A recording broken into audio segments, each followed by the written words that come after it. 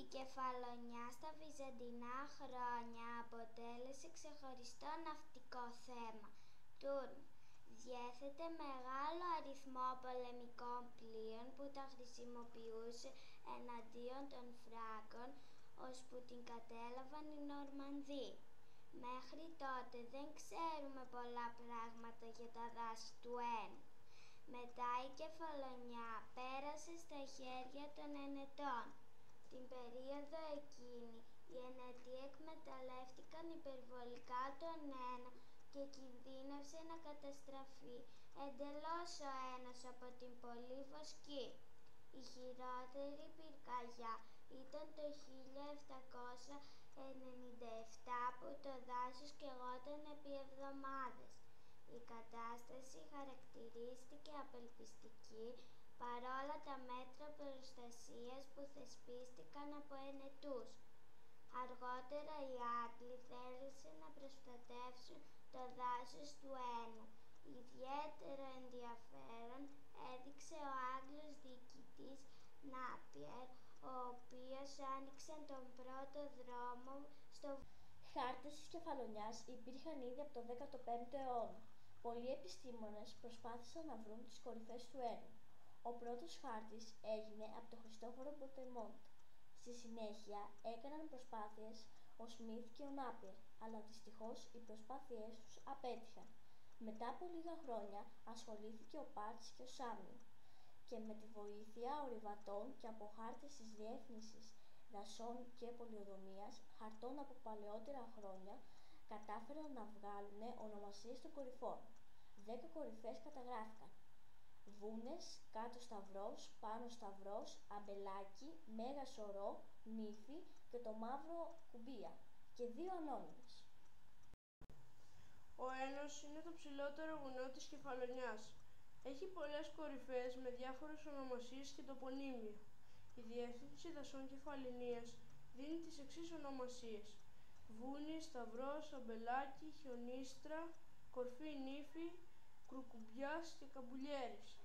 Οι κάτοικοι της κάθε περιοχής έχουν δώσει δικά τους τοπονύμια. Τα τοπονύμια που υπάρχουν είναι πάρα πολλά και μερικά είναι άγνωστα σε εμάς τους νεότερους. Πολλά από αυτά έχουν αλλάξει με το πέρασμα του χρόνου. Οι ονομασίες τους έχουν δοθεί ανάλογα με τις χρήσεις, τις ανθρώπινες δράσεις και παρεμβάσεις, τη βλάστηση και τις ιδιοκτησίες. Στο χωριό Βλαχάτα Λιβαθούς, πάνω από το οποίο εκτείνεται μέρος του Φαγιά, υπάρχει η παλιά εκκλησία της Αγίας Μαρίνας, από τις ωραιότερες της Κεφαλονιάς. Στον κόλπο του Λουρδά και στην παραλιακή Λωρίδα, Ο Φαγιάς ήταν μετόχη και αν λάβουμε υπόψη μας ότι το 1900 στη Ζάκυνθο υπάρχει χωριό Φαγιά και η οικογένεια Αφράτη που χρονολογείται από το 1525. Προϋπήρχε όμως παλαιότατος οικισμός οικογένειας Φαγιά, η οποία έχει εκλείψει. Στους πρώτους μετά την άλωση αιώνες είναι γνωστό ότι έχουμε επικισμούς από την Κωνσταντινούπολη, στην Κρήτη, στη Μάνη και από εκεί στα Περτάνης. Όλοι οι πρώτου 1500 επικισμοί, δηλαδή πρώτης βενετικής κυριαρχίας, είναι φανερό ότι έχουν σχέση με την ύπαρξη των κοινών τοπονυμίων στη Ζάκυνθο, τη Λευκάδα και την Κεφαλονιά και των συγγενικών ίσως μεταξύ τους οικογενειών Φαγιά και Αφράτη. Ο Ένος είναι ο μικρότερος από τους 10 δρυμούς της Ελλάδας με ύψος 1628 μέτρα. Οι μεγαλύτερες κορυφές του είναι ο Μέγας Ορός, το Ρούδι και η Γιούπαρη.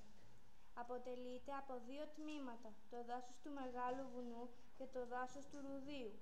Το μεγαλύτερο κομμάτι αποτελείται από την Κεφαλονιακή Ελάτη, Άμπιες Κεφαλόνικα, και το μικρότερο καλύπτεται από μεικτό δάσος.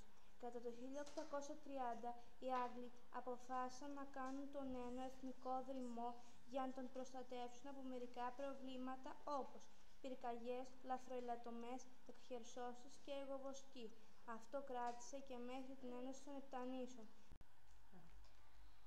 Το 1962 το κράτος ανακήρυξε τον Ένο εθνικό δρυμό. Τέλος, το 1968 τον αγόρασε από τα φιλανθρωπικά καταστήματα αντί του ποσού των 3.500.000 δραχμών. Η Διεύθυνση Δασών Κεφαλονιάς, παρά τις αντίξωες συνθήκες, αγωνίζεται για την προστασία του εθνικού μας δρυμού, ο οποίος απειλείται από φυσικούς και ανθρώπινους παράγοντες. Διάφοροι θήλοι και παραδόσεις έχουν ακουστεί για το Μεγάλο Βουνό. Η περιοχή Φαγιάς, σύμφωνα με την παράδοση, πήρε το όνομά της από ένα άγριο και μοναδικό θηρίο. Αυτό το θηρίο κατασπάραζε όλα τα ζώα που πήγαιναν εκεί. Κάποιοι λένε ότι έτρωγε και ανθρώπους.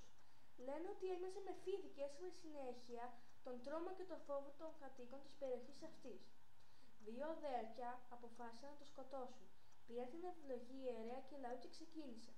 Τελικά κατάφεραν να σκοτώσουν το θηρίο. Ας ακούσουμε τώρα άλλο έναν μύθο που τον εμπνεύστηκε ο Μπάμπης ο Μάτος. Κάποτε ένα φίδι τον κυνηγούσε και δεν σταματούσε με τίποτα. Τότε ο Μπάμπης πέταξε το σακάκι του πάνω στο φίδι. Το φίδι κουλουριάστηκε πάνω στο ρούχο και άρχισε να τρίβει το κεφάλι του, μέχρι που ξεκόλλησε το κερατάκι του και έπεσε. Το φίδι έπειτα ησύχασε και έφυγε. Τότε ο Μπάμπης βρήκε το κερατάκι του φιδιού πάνω στο σακάκι του και έφυγε. Από ό,τι ακούσαμε, έχουμε πάρα πολλές μαρτυρίες χωρικών και ποιημένων για εμφανίσεις πελώριων φιδιών σε αυτή τη θέση του βουνού. Οι χωρικοί τα προσδιορίζουν ως δεντρογαλιές πάρα πολύ μεγάλες. Με το μύθο του δράκοντα, κάποια κτήματα στο Φαγιά δίνονταν από γενιά σε γενιά, άλλοτε δίκαια και άλλοτε παράνομα. Οι παρανομίες ξεκίνησαν το 1503, όταν είπαν ότι τα κτήματα ανήκουν στο Φραγκίσκο Λουκίσα. Η οροσειρά του Ένου αποτελεί τον κυριότερο ορεινό όγκο της Κεφαλονιάς. Βρίσκεται στο νοτιοδυτικό τμήμα του νησιού και έχει επιμήκεια ανάπτυξη με διεύθυνση βορειοδυτικά προς νοτιοανατολικά. Η υψηλότερη κορυφή είναι ο Μέγας Ορός με 1628 μέτρα. Στη θέση που σήμερα υψώνεται ο Ένος, στην αρχή του Μεσοζωικού αιώνα, πριν από 225 εκατομμύρια χρόνια περίπου, υπήρχε η Τυθής θάλασσα, η οποία κάλυπτε ολόκληρο τον ελλαδικό χώρο. Τα πετρώματα του Ένου ανήκουν στην γεωτεκτονική ζώνη των Παξών και είναι κυρίως ασβεστολιθικά. Στην Κεφαλονιά βρέθηκαν μικηναϊκοί τάφοι. Αυτοί χρονολογούνται από τότε που άρχισε ο μικηναϊκός πολιτισμός στην Κρήτη. Από αυτό και μόνο καταλαβαίνουμε ότι αυτά τα δύο μέρη είχαν επαφές. Τα ξύλα της Μαύρης Ελλάδης χρησιμοποιήθηκαν από παλιά για την κατασκευή καραβιών. Τα ξύλα της Μαύρης Ελλάδης χρησιμοποιήθηκαν από παλιά για την κατασκευή καραβιών. Το νόμισμα της πόλης των Πρώνων παλιά είχε από τη μία πλευρά τον Δία και από την άλλη την Ελάτη. Τα πολεμικά πλοία ήταν ελαφρά για να μπορούν να κινούνται εύκολα. Τα εμπορικά φτιάχνονταν και αυτά από Ελάτη ή Πεύκο. Η Κεφαλονιά ήταν μια μεγάλη ναυτική δύναμη που λόγω της θέσης της εξελίχθηκε σε σημαντική ναυτική βάση.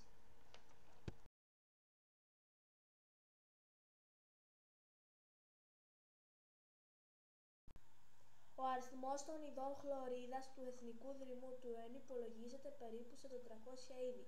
Από τα 8 γνωστά μέχρι σήμερα εντεμικά είδη και υποείδη της Κεφαλονιάς, τα εξής τρία είναι: η βιόλα κεφαλώνικα εμφανίζεται σε υψόμετρο 1500 ως 1600 μέτρα και φύεται στις σχισμές ασβεστολιθικών βράχων καθώς και σε πετρώδεις θέσεις. Σκουτολάριο ρουπέστης εμφανίζεται 1500 ως 1600 μέτρα και φύεται σε βραχώδεις και πετρώδεις ασβεστολιθικές θέσεις.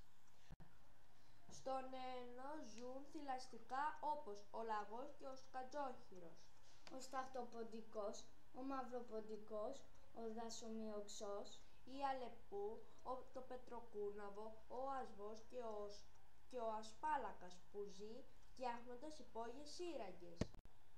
Στην Κεφαλονιά έχουν μέχρι σήμερα καταγραφεί 222 είδη πουλιών, περίπου τα 50% των πουλιών της Ελλάδας.